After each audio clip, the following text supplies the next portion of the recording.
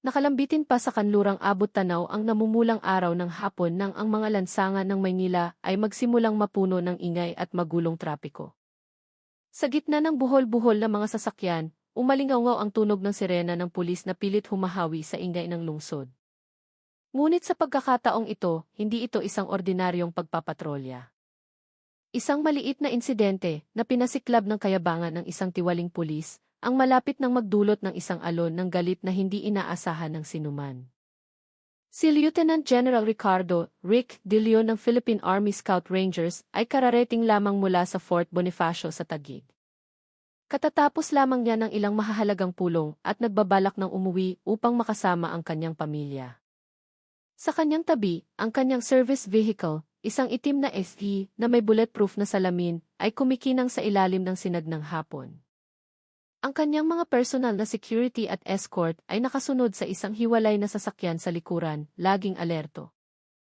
Sa kahabaan ng EDSA, malapit sa kanto ng Ortigas Avenue, isang grupo ng mga pulis trapiko mula sa Highway Patrol Group ang nagsasagawa ng kanilang pang-araw-araw na tungkulin.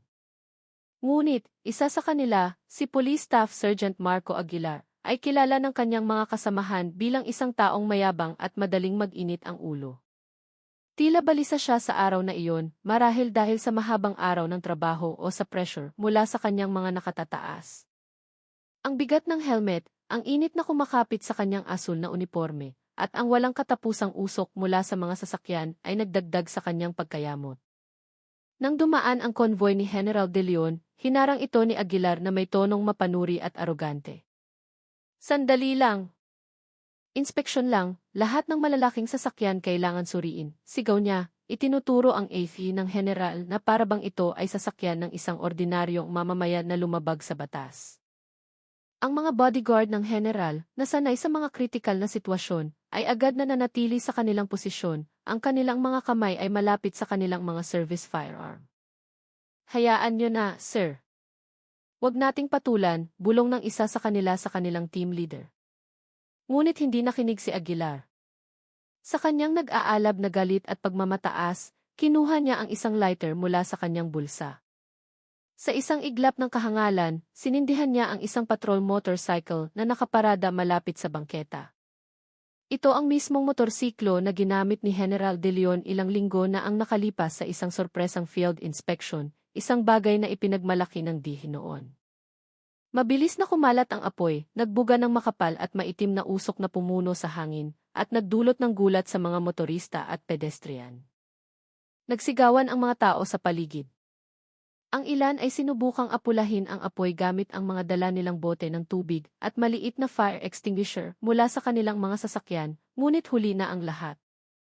Sa loob lamang ng ilang segundo, ang impormasyon tungkol sa panununog ay kumalat na parang apoy sa tuyong damo sa pamamagitan ng text messages at social media. Isang pulis ang nagsunog ng motorsiklong pag-aari ng gobyerno na minsan iginamit ng isang general ng Scout Rangers. Si General De Leon, na tahimik na nakaupo sa loob ng kanyang sasakyan, ay natanggap ang balita mula sa kanyang aide sa pamamagitan ng isang military-grade satellite phone. Ang kanyang mukha, na karaniwang kalmado, ay biglang nanigas. Hindi siya ang tipo ng tao na madaling mawala ng kontrol. Ngunit ang ganitong uri ng arogansya na sumisira sa ari-arian ng gobyerno at nagpapakita ng kawalan ng respeto ay direktang tumama sa kanyang personal na karangalan at sa integridad ng buong sandatahang lakas. Walang pag-aalinlangan, inutusan niya ang kanyang mga tauhan na kumilos agad. Si Aguilar, na may mapang-asar ng ngiti habang pinapanood ang kaguluhan, ay walang kamalay-malay na ang kanyang ginawa ay magdudulot ng napakalaking konsekwensya. Nagsimulang mag-record ang mga sibilyan gamit ang kanilang mga cellphone. Ang video na nagpapakita kay Staff Sergeant Aguilar na may ngisi sa labi habang sinusunog ang motorsiklo ay naging viral sa loob lamang ng ilang minuto.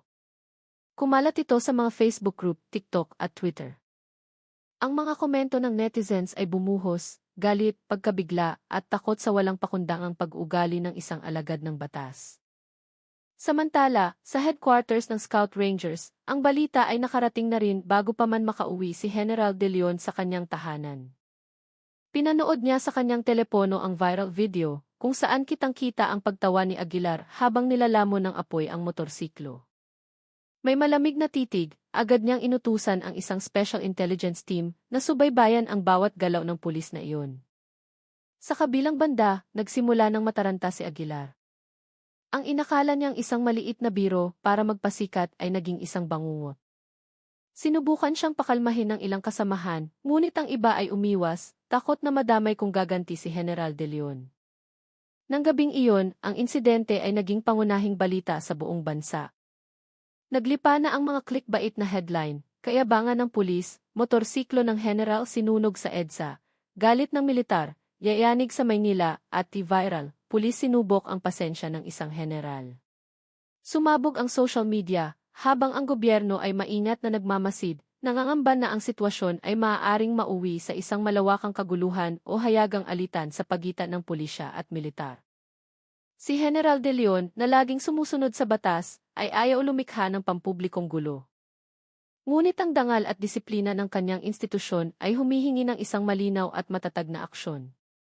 Nagpasya siyang gawin ang isang hindi pangkaraniwang hakbang. Personal na haharapin si Aguilar at ang mga kasamahan nito sa mismong lugar ng krimen upang magbigay ng isang matinding aral tungkol sa kayabangan na maaaring sumira sa pangalan ng lahat ng unipormadong serbisyo. Ang gabi sa Maynila ay hindi lamang binalot ng dilim, kundi pati na rin ang tensyon na halos mahahawakan sa hangin. Nagsimulang magtipon ang mga tao sa lugar ng insidente, puno ng kuryusidad at pagnanais na masaksihan ang paghaharap ng general ng Scout Rangers at ng aroganting pulis. Ang mga lansangan na karaniwang tahimik sa gabi ay napuno ng tunog ng mga sirena, yabag ng mga paa at bulungan ng mga usisero. At walang sinuman ang nakakaalam na ang isang simpleng insidente, ang pagsunog sa isang motorsiklo, ay malapit nang maging isang pangyayaring yayanig sa puso ng publiko, magpapakita ng galit ng isang general, ng tapang ng mamamayan, at ng isang hidwaan na hindi na maiiwasan. Nang gabing iyon, ang intersection sa EDSA Ortigas ay napuno na ng mga taong nag-uusisa. Ang liwanag mula sa kanilang mga cellphone ay nakatutok sa nasusunog pa ring motorsiklo, habang ang itim na usok ay patuloy na pumapailan lang. Ang tensyon sa hangin ay parang katahimikan bago ang isang malakas na bagyo. Si Staff Sergeant Aguilar, na sa simula ay sinusubukang magpakita ng kahinahunan, ay nagsimula ng makaramdam ng panginginig ng takot. Walang tigil ang pagring ng kanyang telepono. Binabalaan siya ng kanyang mga kasamahan sa presinto, habang ang social media ay patuloy na nagpapadala ng mga notifikasyon. Ang video ng panununog ay napanood na ng milyon-milyong tao sa loob lamang ng ilang oras. Bigla, isang malakas na tunog ng sirena ang bumasag sa katahimikan ng gabi. Mula sa malayo, isang itim na SUV na may madilim na salamin ang papalapit. Sa loob nito, si Lieutenant General Ricardo De Leon ay nakatitig ng diretsyo kay Aguilar. Ang kanyang mga bodyguard, na nakasuot ng kumpletong uniforme, ay mukhang matatag ngunit kalmado. Walang pag-aaksaya ng oras, bumaba si General De Leon mula sa sasakyan. Bawat hakbang niya ay tila may bigat at puno ng otoridad na nagpatahimik sa lahat ng tao sa paligid. Aguilar. Ang boses ni General De Leon ay malakas at malalim, tila umuuga sa hangin ng gabi. Ano ang nasa isip mo at sinunog mo ang motorsiklong iyan? Akala mo ba laro ito? Natigilan si Aguilar, nanuyo ang kanyang lalamunan. Sinubukan niyang ipagtanggol ang sarili, ngunit walang salitang lumabas sa kanyang bibig. Ang kanyang reputasyon at karera ay nasa bingit na ng pagkasira. Sir, ako po'y, nanginginig ang boses ni Aguilar, ngunit hindi siya pinatapos ng general. Tama na. Hindi ito personal na issue, kundi issue ng institusyon. Sinisira mo ang pangalan ng SAE, binabastos mo ang disiplina, at dinudungisan mo ang dangal ng militar, sigaw ni General De Leon. Walang babala, humakbang siya pasulong, kasunod ang kanyang mga bodyguard, papalapit kay Aguilar na nagsimula ng umatras. Ang mga nanonood ay nagsimulang maghiyawan. Ang ilan ay nagre-record, ang iba ay pigil ang hininga. Sinubukan ni Aguilar na takpan ng kanyang nanginginig na kamay ang motorsiklong umuusok pa, ngunit mabilis na sinipa ni General De Leon ang gilid nito hanggang sa ito'y bumagsak. Ang tunog ng bakal na tumama sa semento ay umalingaw-ngaw. Lalaban ka pa ba sa akin, sigaw ng general. Ang kanyang galit na matagal ng kinimkim ay sumabog. Namula ang kanyang mukha, at ang kanyang mga mata ay matalim na nakatitig, nagpapakita ng otoridad ng isang leader militar na hindi maaaring basta-bastang hamunin. Si Aguilar, na kanina'y puno ng kayabangan, ay ngayon ay parang basang sisiw, gulat at takot na takot. Sinubukan niyang sumalag, ngunit ang lakas at karanasan ni General De Leon ay malayong mas mataas sa kanya. Sa isang mabilis at tiyak na kilos, hinawakan ng general ang balikat ni Aguilar, ipinihit ito, at itinumba sa lupa. Nagsigawan ang mga tao, isang halo ng paghanga at takot, habang nasasaksihan kung paano ipinatupad ng isang general ng Scout Rangers ang disiplina ng direkta at walang pag-aalinlangan. Ito ay isang aral. Huwag na huwag mong mamaliitin ang sinuman, lalo na ang mga institusyong nagpapanatili ng seguridad ng bansang ito, dagok ng general. Habang si Aguilar ay nakahandusay sa lupa, walang magawa, agad siyang siniguro ng mga bodyguard at dinala sa isang police mobile na naghihintay. Nagsimulang magpalakpakan ang mga tao. Ang ilan ay kinukunan ng litrato ang sandaling iyon. Sa kabilang banda, ang mga pulis na naroroon sa lugar ay tila nabigla at ang ilan ay napayuko na pagtanto na ang kayabangan ay maaaring magdulot ng agarang kaparusahan. Ngunit hindi pa tapos ang tensyon. Ang mga galit na mamamayan ay nagsimulang lumapit habang dinadala ang tiwaling pulis. Itinaas ni General De Leon ang kanyang kamay at nagbigay ng senyas na huminahon. Bahagyang humupa ang galit ng mga tao, ngunit ang bigat nito ay nanatili sa hangin. Hindi ito tungkol sa karahasan, kundi tungkol sa disiplina at dangal, sabi ni General De Leon sa mga tao. Ang kanyang boses ay matatag ngunit nagbibigay katiwasayan. Hindi ko hahayaan ang ganitong pag-ugali na sirain ang tiwala ng publiko. Nagsimulang maintindihan ng ilan habang ang iba ay patuloy na nagbubulungan. Samantala, agad na inireport ng media ang pangyayari. Mga reporter at cameramen mula sa iba't ibang istasyon ng balita ang dumagsa, tinututukan si General De Leon na ginawang viral ang sandaling iyon sa loob lamang ng ilang minuto. Ang mga hashtag na galit ng general at pulis abusado ay agad na naging trending, na naging dahilan upang pag-usapan ng buong Pilipinas ang insidente. Samantala, sa pinakamalapit na presinto ng pulisya, natanggap ng mga superior ni Aguilar ang ulat. Nagpanik sila dahil ang issue ay nasa kamay na ng publiko at ang isang matinding parusa mula sa militar ay maaaring tuluyang sumira sa karera ni Aguilar. Nagsimula silang magplano ng mga hakbang upang pakalmahin ang sitwasyon. Ngunit alam ng lahat na ang reputasyon ni General De Leon at ng militar ay napakatibay. Nang gabing iyon, ang Maynila ay patuloy na binabagabag ng tensyon at kuryosidad. Ang insidente ng nasunog na motorsiklo ay naging simbolo hindi lamang ng galit ng isang tiwaling pulis, kundi pati na rin ng isang matinding babala sa lahat ng mga unipormadong lingkod bayan na may aroganteng pag-ugali. Umuwi si General De Leon na may matatag na hakbang. Iniwan ang mga mamamayan na may paghanga at ang media na may isang napakalaking balita. Ngunit hindi pa tapos ang kwento. Ang panloob na alitan, ang reaksyon ng gobyerno, at ang kahihinatnan ni Aguilar matapos ang gabing iyon ang magtatakda kung ang insidenteng ito ay magtatapos ng mapayapa o magiging isang bagong alon na mas malaki pa.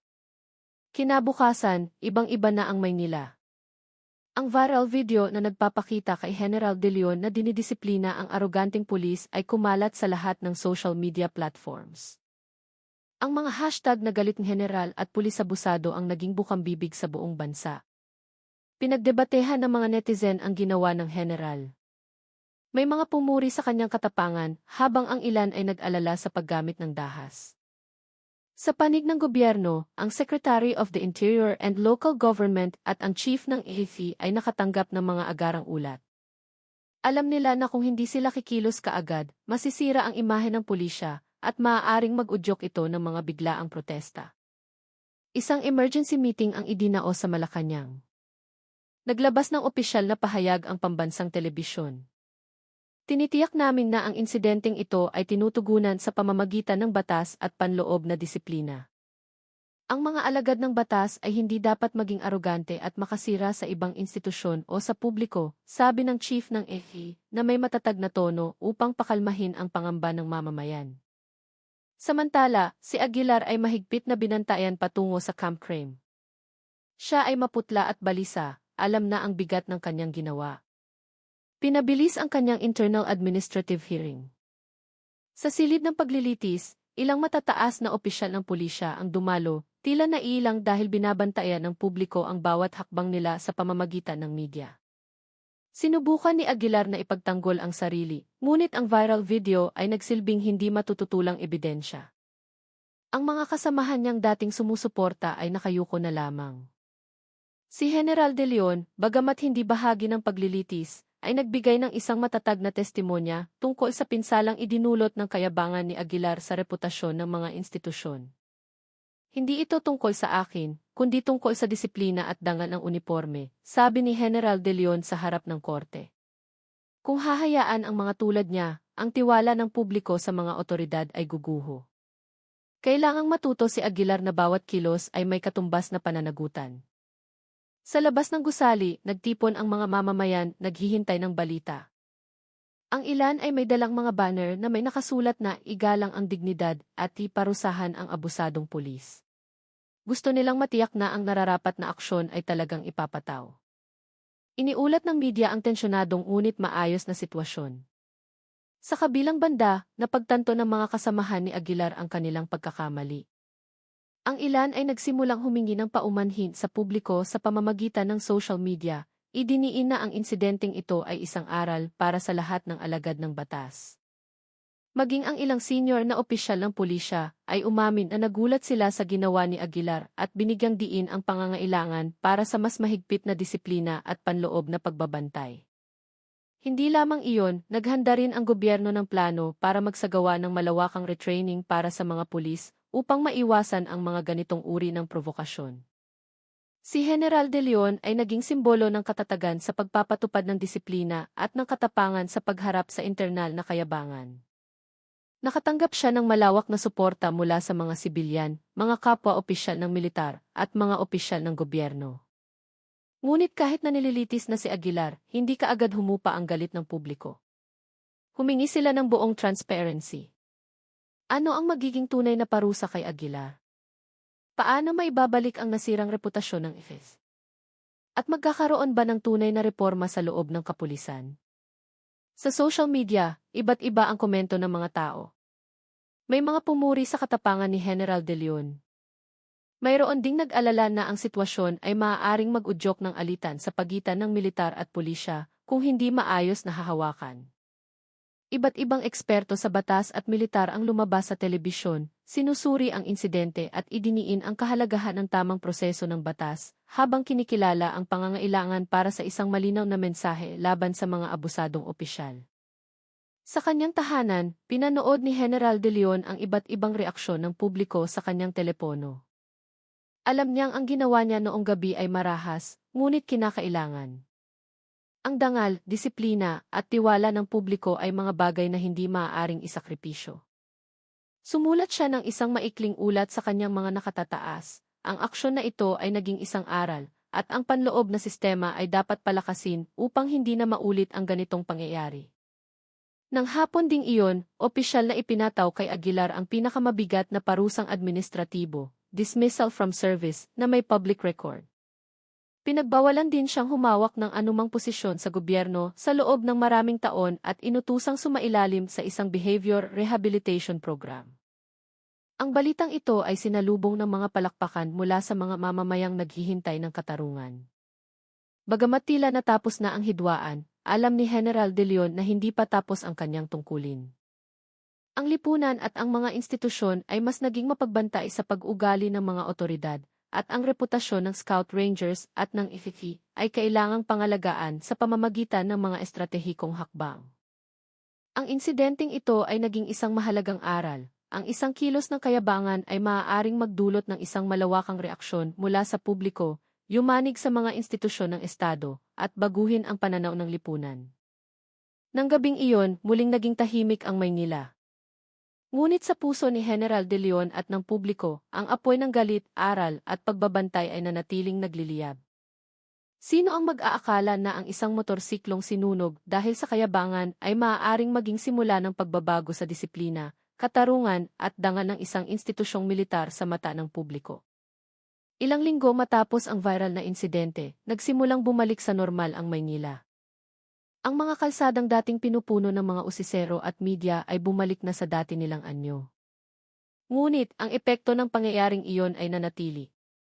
Ang imahe ng pulisya at militar ay naging sentro ng pampublikong diskurso, habang ang mga mamamayan ay naging mas mapagmatsyag sa kilos ng mga otoridad.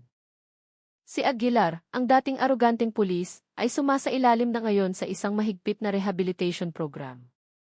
Ang kanyang opisyal na pagkatanggal sa serbisyo ay naipatupad na, at ang kanyang pangalan ay naging isang babala para sa ibang mga alagad ng batas na may tendensyang abusuhin ang kanilang kapangyarihan.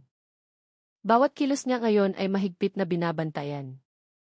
Natutunan niya sa mapait na paraan na ang isang padalus-dalos na kilos ay maaaring sumira hindi lamang sa karera, kundi pati na rin sa buong buhay. Sa kabilang banda, si General Ricardo de Leon ay naging isang iginagalang na personalidad hindi lamang sa militar, kundi pati na rin sa mata ng publiko. Ang kanyang katapangan na harapin ang internal na arogansya nang hindi hinahayaang maimpluwensyahan ng personal na interes ang kanyang pagpapasya, ay ginawa siyang simbolo ng disiplina, integridad, at katapangan. Maraming mamamayan ang sumulat ng mga liham, gumawa ng mga video, at nag-upload ng mga testimonya kung paano ang kanyang matatag na aksyon ay nagpanumbalik ng kanilang pakiramdam ng seguridad at tiwala sa institusyong militar. Gumawa rin ng mga hakbang ang gobyerno. Ang Philippine National Police ay nagsagawa ng malawakang internal evaluation, hinigpitan ang mga proseso ng pandisiplina, at nag-organisa ng mga pagsasanay sa etika at self-control para sa lahat ng kanilang miyembro. Samantala, ipinaalala ng militar na ang integridad at dangal ng institusyon ay dapat panatilihin ng walang kompromiso. Ang insidente ng nasunog na motorsiklo ay naging isang mahalagang case study para sa kanilang mga internal training. Natuto rin ang mga mamamayan mula sa karanasang ito. Napagtanto nila na ang kapangyarihan ng publiko sa pagbabantay at pagpuna sa mga kilos ng mga otoridad ay napakahalaga. Napatunayan na ang social media ay isang epektibong kasangkapan upang tiyakin ang transparency at magbigay ng takot sa mga lumalabag sa batas. Ngunit, naunawaan din nila na ang galit ay dapat laging samahan ng matinong pag-iisip, hindi ng karahasan o walang ingat na pagkilos. Ang dating tensyonadong kapaligiran sa Maynila ay napalitan ng mas mataas na antas ng pagbabantay, ngunit may kasamang kapanatagan. Sa intersection kung saan sinunog ang motorsiklo, madalas na humihinto ang mga tao sandali upang alalahanin ang insidente. Hindi bilang isang trauma, kundi bilang isang paalala na ang disiplina, responsibilidad, at katapangan sa pagharap sa pagkakamali ay dapat laging manaig. Sa kanyang tahanan, nakaupo si General de Leon sa terasa, pinagmamasdan ang paglubog ng araw. Alam niyang ang tungkulin na pangalagaan ang karangalan ng institusyon ay hindi kailanman matatapos. Ngunit ng gabing iyon, isang bahagyang ngiti ang sumilay sa kanyang mga labi, napagtanto na ang isang matatag na pagkilos ay nagbago sa pananaw ng publiko, nagpatibay ng disiplina, at nagbigay ng aral sa buong kapuluan. At sa ibang lugar, si Aguilar ay nakayuko sa katahimikan. Mula sa kanyang malaking pagkakamali, natutunan niya na ang kapangyarihan na walang kontrol ay isang kalamidad. Isinulat niya sa kanyang personal na tala-arawan na bawat kilos ay may katumbas na pananagutan, at ang paggalang sa institusyon at sa mamamayan ay ang pinakamahalagang prioridad. Ang insidente ng nasunog na motorsiklo na sa simula ay tila maliit lamang ay naging isang urban legend sa Maynila. Hindi dahil sa karahasan, kundi dahil sa katapangan, disiplina, at aral na iniwan nito. Natuto ang Maynila at ang buong Pilipinas na ang integridad ay hindi maaaring pagtawaran. At bawat tiwaling opisyal na lumalabag sa batas ay haharap sa mga kahihinatnan nito sa harap ng batas, ng publiko, at ng dangal ng institusyon. Sa huli, ang nag-aalab na tensyon ay naging isang walang hanggang aral. Ang kapangyarihan ay dapat laging may kaakibat na responsibilidad, ang kayabangan ay nagbubunga ng kapahamakan, at ang katapangan na ipatupad ang disiplina ay ang tunay na